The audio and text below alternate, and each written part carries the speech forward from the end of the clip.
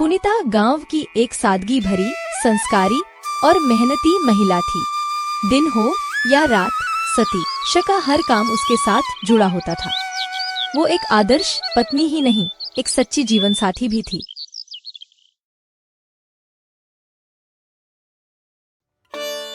जरा जल्दी करो सतीश, बच्चों को स्कूल भी भेजना है और खेत भी जाना है। तुम तो बहुत ही देर लगाते हो। अरे भाग्यवान, इतना गुस्सा क्यों हो रही हो? और वैसे भी तुम्हारे हाथ की रोटी इतनी स्वादिष्ट लगती है कि खेत की मिट्टी भी हल्की लगने लग जाती है।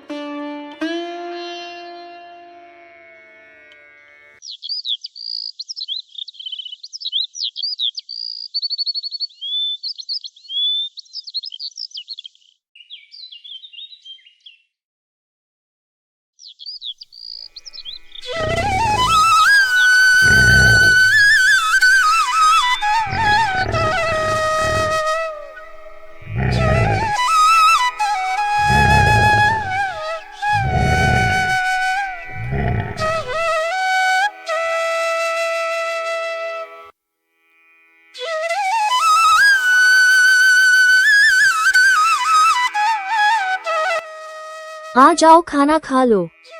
अरे भाग्यवान, आज तो मैं बहुत थक गया हूँ। ये लो, जौ की रोटी और प्याज की चटनी। ज्यादा तो कुछ नहीं था आज घर में।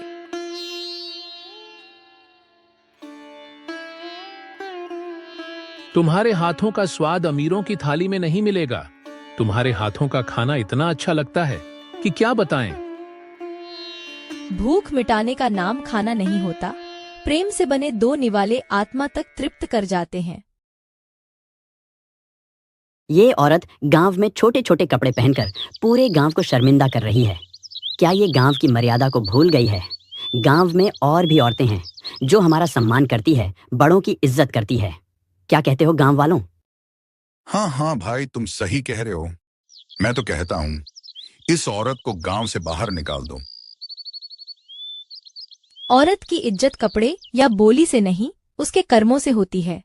जो औरत घर संभालती है, संस्कार देती है, वही असली संपत्ति होती है।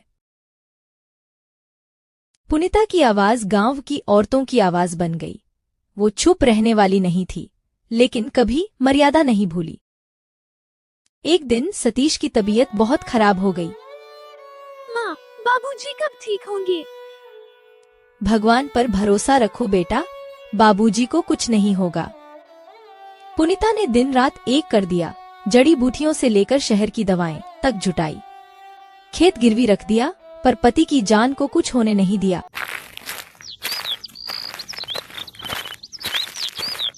पुनीता, सच में तुम जैसी बहू भगवान हर घर को दे। हम तो बस अपना फर्ज निभा रहे हैं दीदी। पुनीता अब सिर्फ पत्नी नहीं, पूरे गांव की आदर्श बहू, माँ, बेटी बन चुकी थी।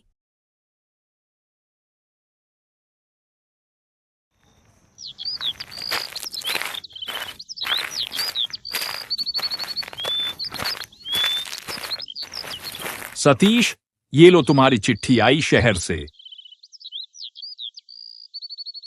पुनीता, ये गांव छोड़कर शहर जाने का मन नहीं करता। अब तुम ही बताओ, मैं क्या करूं? सतीश जी, मुझे पता है, पर क्या करें, मजबूरी है। बच्चों को अच्छी परवरिश भी देनी है और फिर बच्चों की शादी भी तो करनी है।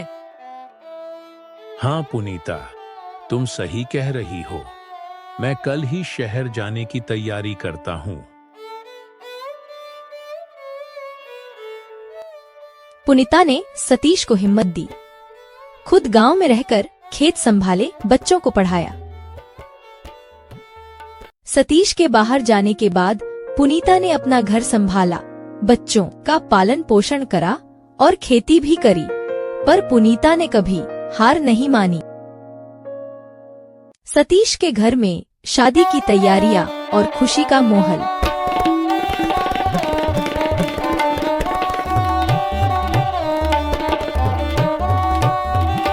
बेटी, संस्कार साथ ले जाना। जेवर तो वक्त के साथ बदलते हैं। और अपना ध्यान बहुत अच्छे तरीके से रखना बेटा। माँ, आप चिंता मत करो। जो संस्कार आपने मुझे दिए हैं वो संस्कार सदैव मेरे साथ रहेंगे। और जैसे आपने घर चलाया है, मैं आगे जाकर घर चलाने की कोशिश करूंगी।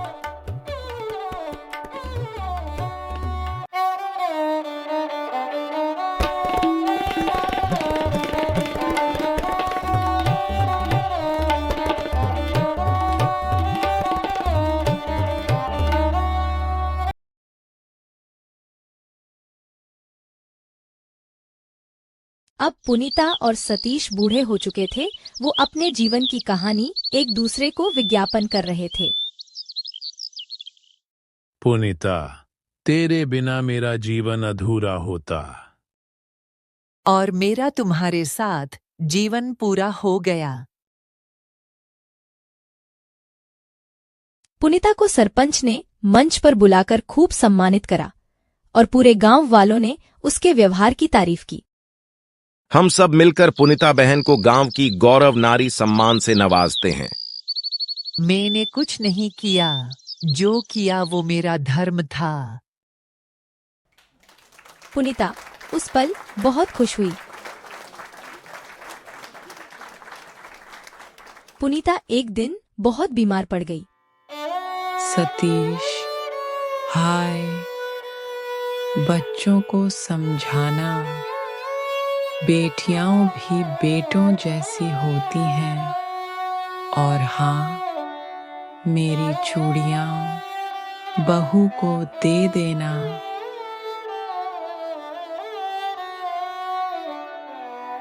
पुनीता, तुम नहीं, मेरी सांस जा रही है।